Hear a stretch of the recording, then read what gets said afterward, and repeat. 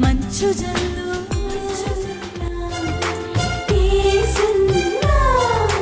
మేఘనాథుడై వచ్చుచున్న మేఘారూఢుడా, రెండంచుల ఖడ్గమును నోట ధరించిన వాడా, మృత్యువునకు మృత్యులోకముకు అధికారి అయిన వాడా, యుగ యుగములో సజీవుడైన వాడా, ఏడు దీప స్తంభముల మధ్య సంచరించువాడా, మృతుడై మరలా బ్రతికిన వాడా, అగ్ని జ్వాలల వంటి కన్నులు కలిగిన వాడా, అపరంజని పోలిన పాదములు కలిగిన వాడా, దావీదు తనయా హోసన్నా, యూదుల రాజా యేసన్నా, యేసన్నా, యేసన్నా.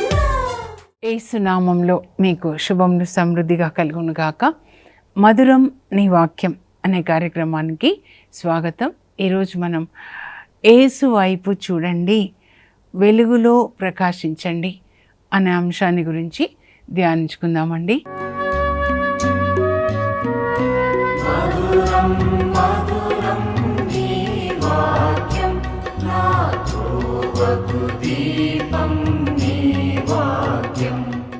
ఇది దావీదు మన అందరికీ ఇస్తున్నటువంటి ఒక గొప్ప సలహా, మంచి సలహా అన్నమాట. కీర్తన 34లో 5వ వచనంలో అనుభవంతో మనకి ఈ యొక్క సలహాని ఇస్తూ ఉన్నాడనమాట.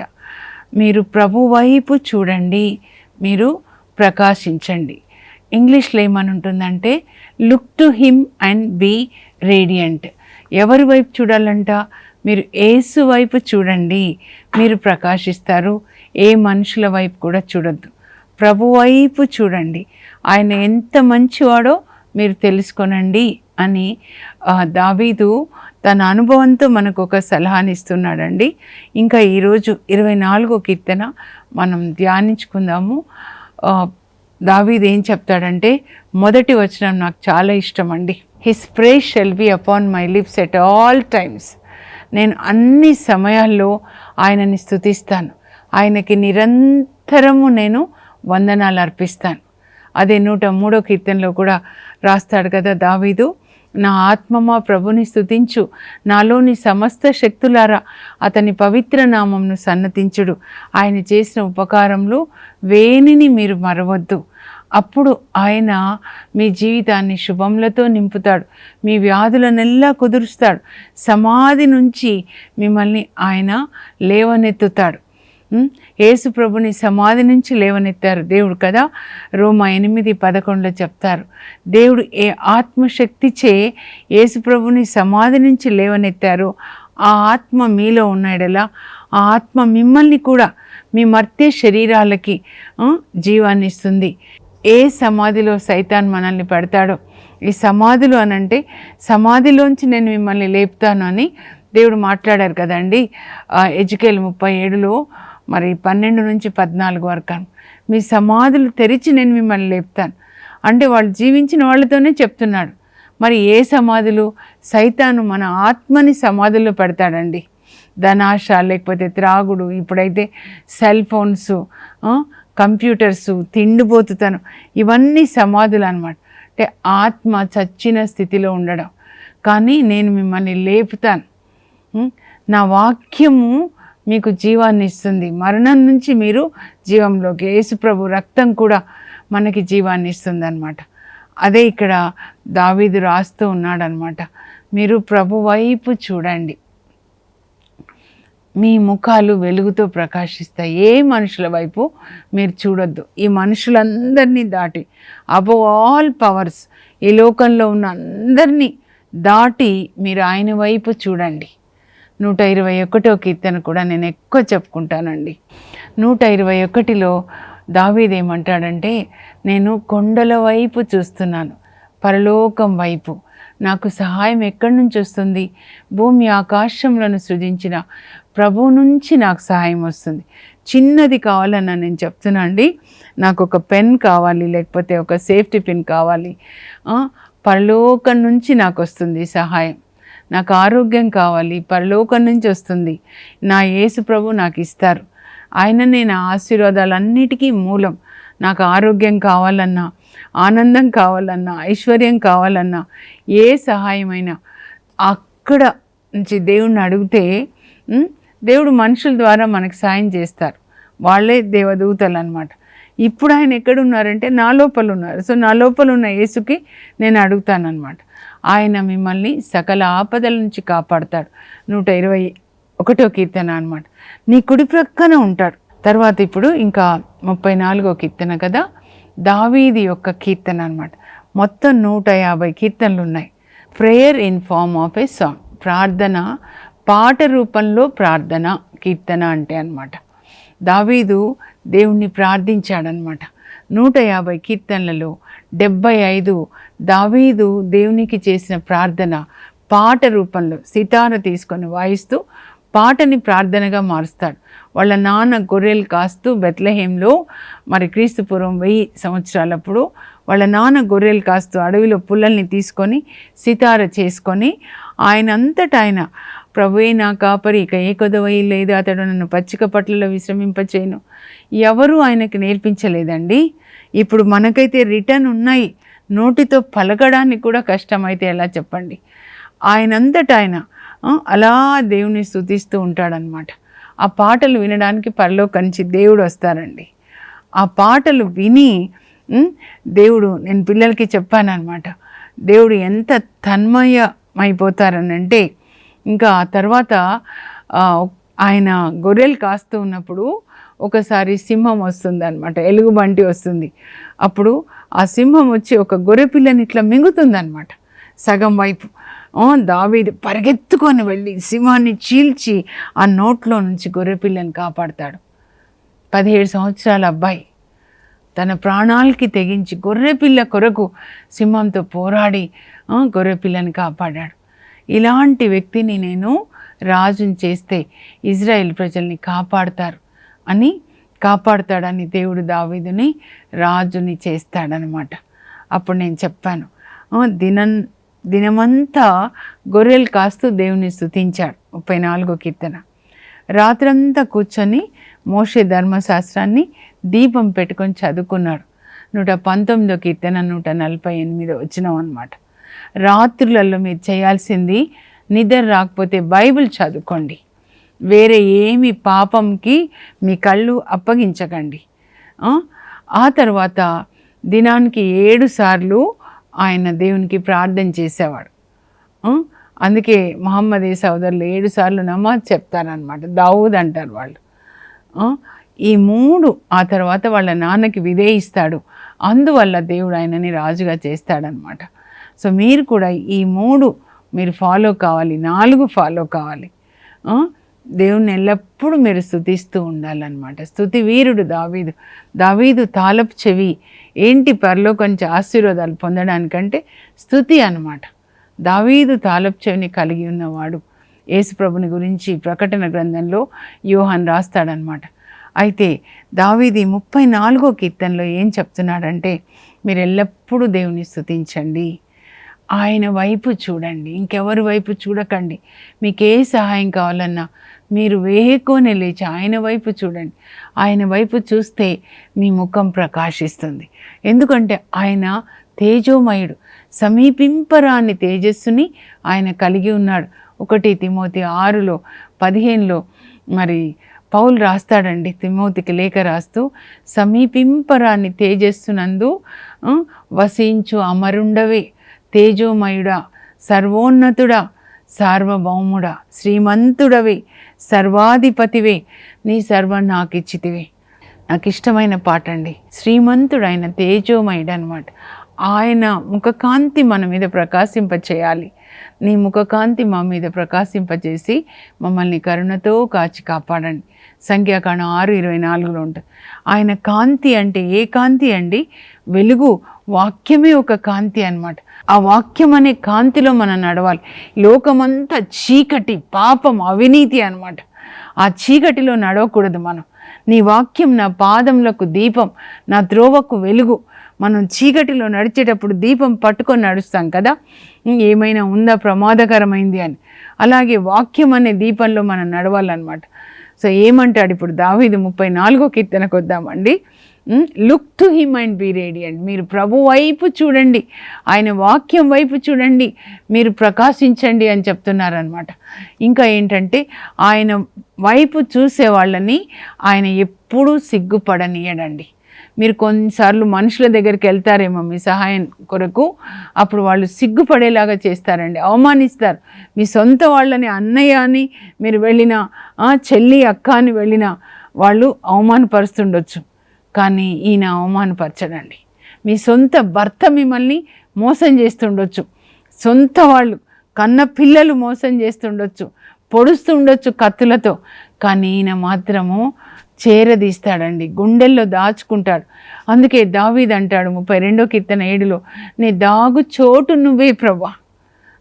పసిపిల్లలు ఎట్లా తల్లి ఒడిలో దాక్కుంటారో అలా నేను నీ లోపల దాక్కుంటాను. ఎంత బాగుంటాయండి. నేను ఎక్కువసేపు కీర్తనలు చదువుకుంటూ ఉంటాను అనమాట. 34 నాకు చాలా ఇష్టమైన కీర్తనలో ఒకటి, 23, 121, మరి 34 కూడా ఎక్కువ చదువుకుంటాను. మీరు ఆయన వైపు చూడండి. ఇదిగో ఈ దరిద్రుడు ఈ దావీదు మొరపెట్టినప్పుడు ఆయన విన్నాడు. ఆయన సకల ఆపదల నుంచి నన్ను కాపాడాడు. ఏమి అండి ఆపదలు దావీదుకి మనం చూద్దాం. ప్రభు ఎంత మంచివాడో రుచి చూసి తెలుసుకొనండి. పాట రాశారు క్రిస్రాజ్ ఫాదర్ గారు, ప్రభు ఎంత మంచివాడో రుచి చూసి తెలుసుకొనండి. సిగ్గుపడనిచ్చే దేవుడు కాదు. ఆయన ఏం చెప్తున్నాడంటే, మీరు ఆయన నమ్ముకుంటే ఎన్ని మేలులు చేస్తాడో తెలుసా. ఆ అడవిలో సింహపు పిల్లలకి ఆహారం లేకుండా కొదవ ఉంటుందేమో, కానీ దేవుని బిడ్డలకి ఏ కొదువ ఉండదంట. సింహం అంటే అడవికి రాజు కదండి, మరి ఆయన అన్ని జంతువులు ఆ సింహం తీసుకొచ్చి వాళ్ళ పిల్లలకి పెడతాడు. కానీ ఒకవేళ ఆ సింహపు పిల్లలకి ఆహారం లేకుండా ఉంటుందేమో, కానీ దేవుణ్ణి నమ్ముకున్న వాళ్ళకి, అంటే దేవుని వాక్యం ప్రకారం జీవించే వాళ్ళకి ఏ కొదువ ఉండదండి. ఎవ్వరికి ఆహారం లేకపోయినా కరువు కాలంలో దేవుడు పరలోకం నుంచి కాకులను పంపించి భోజనాన్ని పంపించాడండి ఏలియాకు అన్నమాట. అలాంటి గొప్ప దేవుడు.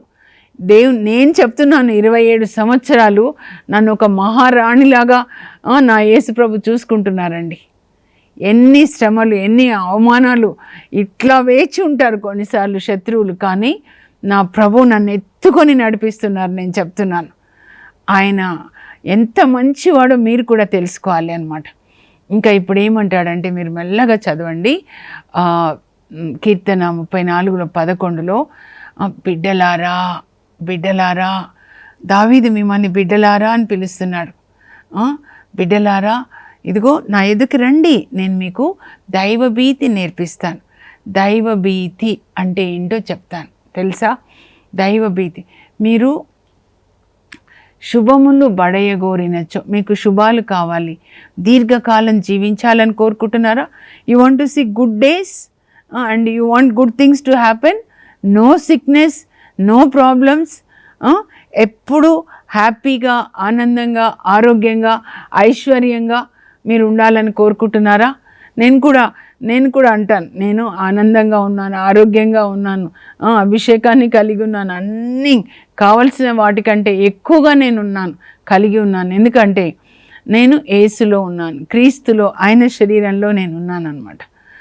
అప్పుడు ఆయన దైవ భీతిని నేర్పిస్తానని 2 మాటలండి, మీరు దయచేసి చదువుకోండి. ఏం చెప్తున్నాడంటే, మీరు శుభములు బడయగోరి, you want to see good days and ఎప్పుడు ఆనందంగా ఆరోగ్యంగా ఉండాలి అని కోరుకుంటే, మీరు చెడ్డ మాటలు పలకకండి, మీ నోటితో అబద్ధాలు చెప్పకండి. ఈ 2 చెప్తున్నాడు. అప్పుడు మీరు ఎప్పుడు ఆనందంగా ఉంటారు, ఆరోగ్యంగా ఉంటారు. చాలా ఆస్తి ఉండి అనారోగ్యం ఉంటే ఏం లాభం అండి?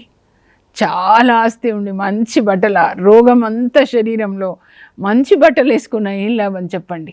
ఈ 2 పనులు మీరు చేయకూడదని. నోటితో అబద్ధాలు ఆడద్దు. అబద్ధాలకి తండ్రి ఎవరంటే సైతాన్. చెడ్డ మాటలు పలకకండి అని చెప్తున్నాడు. ఎందుకో తెలుసా? నేను చెప్తాను. ఇంకా ఇంకేమంటున్నాడంటే నీతిమంతులని ప్రభు ఒక కంట కనిపెట్టుకొని ఉంటాడంట. ఆయన కన్నులు ఎప్పుడు నీతిమంతుల మీద ఉంటాయి. అబ్బా, దావీదుని చంపాలని సౌలు ఎంత వెనుకపడతాడండి.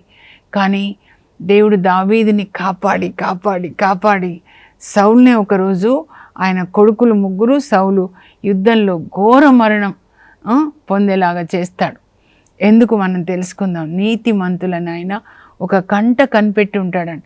దానియేలు సింహాల బోన్లో వేయండి అని ఇక్కడ వీళ్ళు కుట్ర పన్నుతారు దానియేలు మీద, కానీ దేవుడు దూతని పంపించి సింహాల నోళ్ళని ముగిస్తాడనమాట.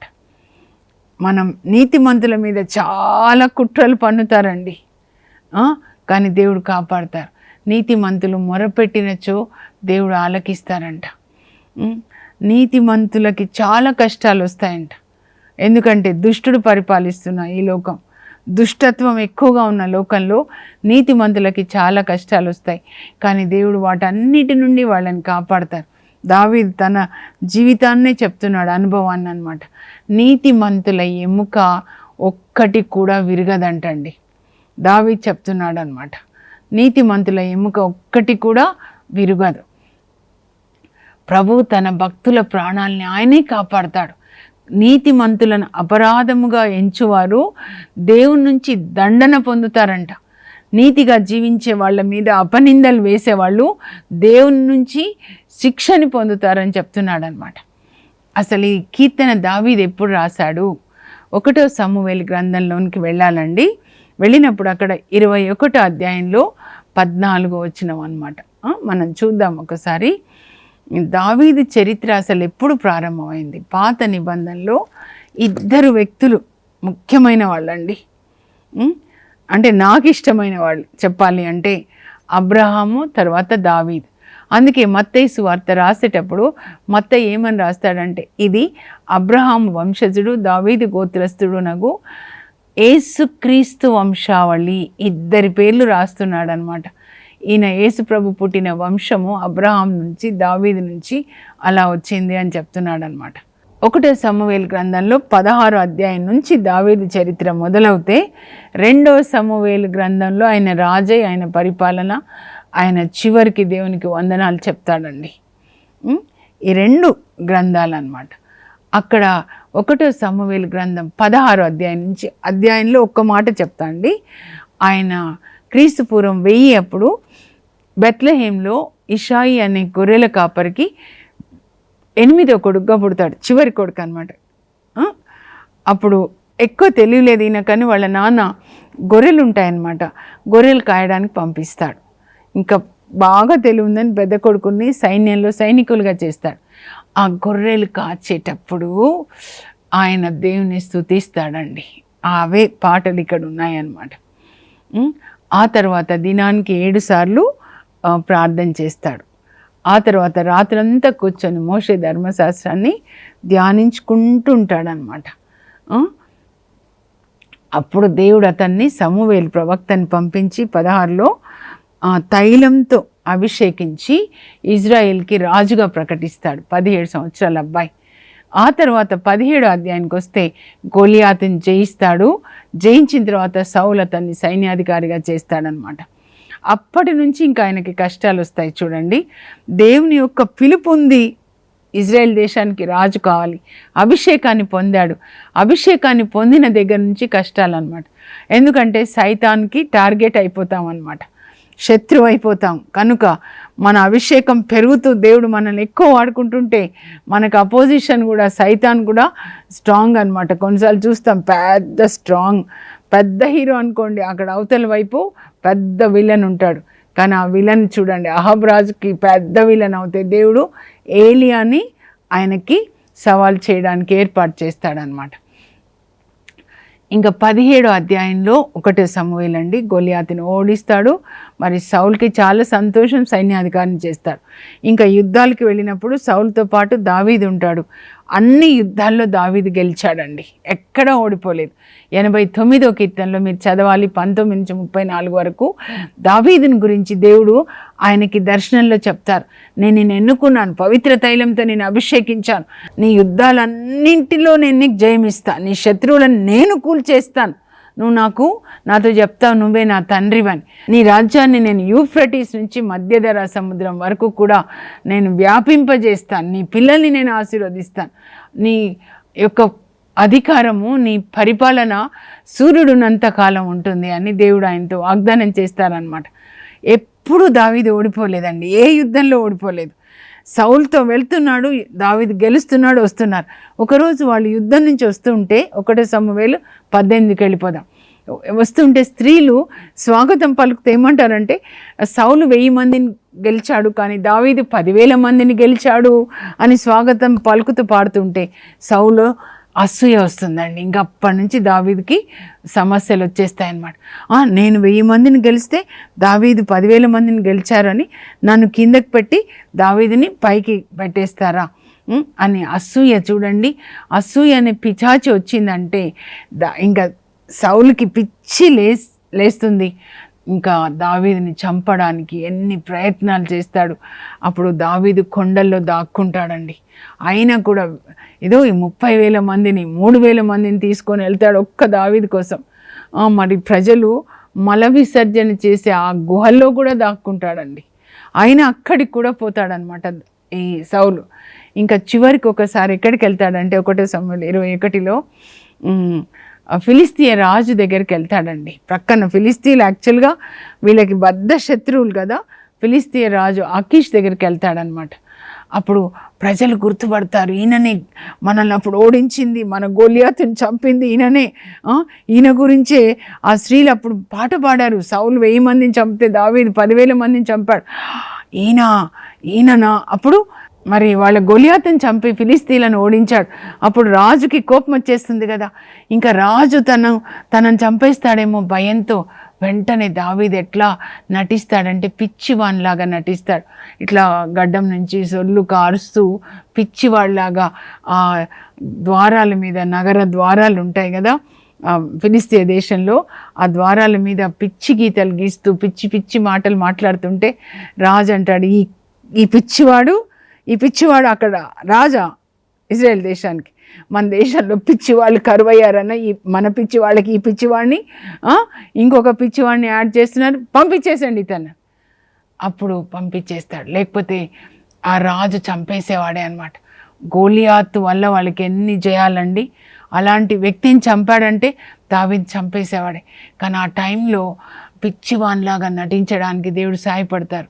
పిచ్చివాళ్ళలాగా గీతలు గీస్తూ సొల్లు కారుస్తూ అప్పుడు పంపించేస్తారనమాట. అప్పుడు దేవునికి వందనాలు చెప్తాడనమాట. ఆ ఫిలిస్తీయ రాజు బారి నుంచి కాపాడినందుకు సౌలు బారి నుంచి కూడా కాపాడతారు. అప్పుడు ప్రభా ఎల్లప్పుడూ నీ స్తుతి నా పెదవుల మీద ఉంటుందయ్యా, నువ్వెంత మంచి దేవుడు నాయనా, నన్ను ఇన్ని ఆపదల నుంచి కాపాడావు, ప్రభువు ఎంత మంచివాడో మీరు చవి చూసి తెలుసుకోనండి అని అప్పుడు రాస్తాడనమాట.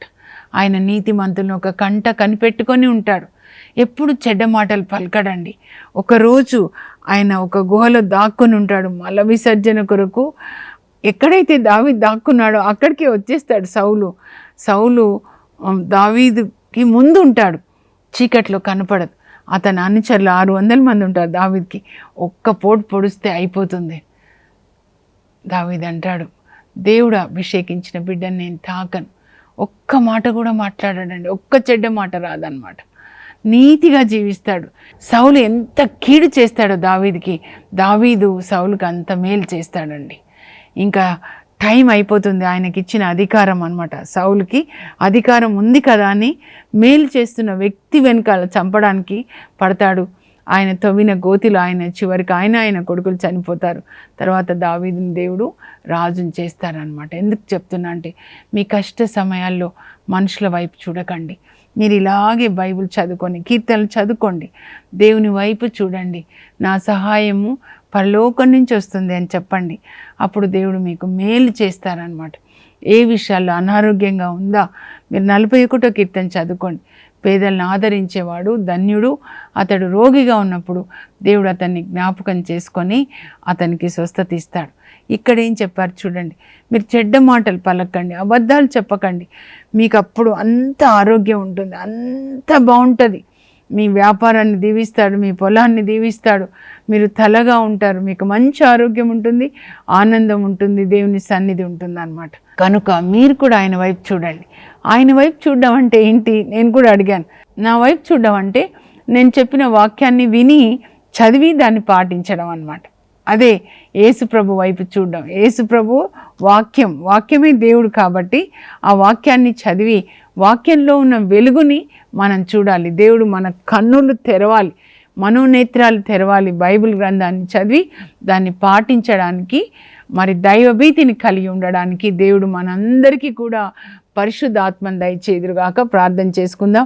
ప్రభువా, నాయన దావీదు చెప్తూ ఉన్నాడు, నేను మీకు దైవభీతిని బోధిస్తాను, మీరు చెడ్డ మాటలు పలకకండి, మీరు అబద్ధాలు చెప్పకండి, అప్పుడు దేవుడు మీకు మంచి ఆరోగ్యాన్ని ఇస్తారు, మీ ప్రార్థన ఆలకిస్తారు, మీ కుటుంబాన్ని కడతారు, మీ పిల్లల్ని మారుస్తారు, మీరు ఆనందంగా ఆరోగ్యంగా ఐశ్వర్యాన్ని కలిగి మీరు జీవిస్తారు. ప్రభు నీతిమంతుల ఎముకల్ని కాపాడుతారు, ఒక్కటి కూడా విరగదని చెప్తున్నారు. నాయన దావీదుని ఎట్లా సౌలు బారి నుంచి కాపాడి మరి ఇజ్రాయెల్ దేశానికి రాజుని చేశారు, ఉన్నత స్థానంలో ఉంచారు ప్రభా. అలాగే ఈ బిడ్డలందరూ కూడా దావీదులాగా మిమ్మల్ని స్తుతించాలి ప్రభా. దావీదులాగా మీ వాక్యాన్ని చదువుకొని పాటించాలి. దావీదులాగా దినానికి 7 సార్లు మీకు వందనాలు చెప్పాలి. దావీదుని హెచ్చించిన దేవుడు ఈ బిడ్డలందరినీ కూడా హెచ్చించుదురుగాక. యేసు నామంలో అడుగుచున్నాం తండ్రి, ఆమెన్. బైబిల్ గ్రంథంలో ఉన్నటువంటి యేసు ప్రభు వెలుగుని చూసినట్లుగా దేవుడు మీ మనోనేత్రంలో తెరచుదురుగాక. God bless you. Have a blessed day. For information, please contact us. Our address, Mrs. Jacinta Rani, 214 Pavani Estates, near St. Anthony's High School, Himayat Nagar, Street number 8, Hyderabad 29. మంచు జల్లు, ఇది మహిమ జల్లు, మంచు జల్లు, పరలోక జల్లు, మంచు జల్లు, ఇది ఆత్మ జల్లు, మంచు జల్లు.